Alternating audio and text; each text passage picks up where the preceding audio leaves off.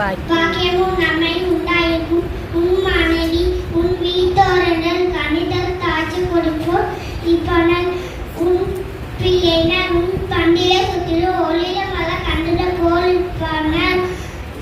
இதோ இதோ கர்த்தருக்கு பயப்படாத எனக்கு இவ்விதமாக ஆசீர்வதிக்கப்படுவோம். கர்த்தர் சீயோனை இன்னொன்று அறிவிப்பார். உன் ஜீவனால் அதல எருசலேமை வாழ்வை காம நீ உன் பிள்ளைகளோ இஸ்ரவேல் கூட சமாதானத்தை காப்பாராமே.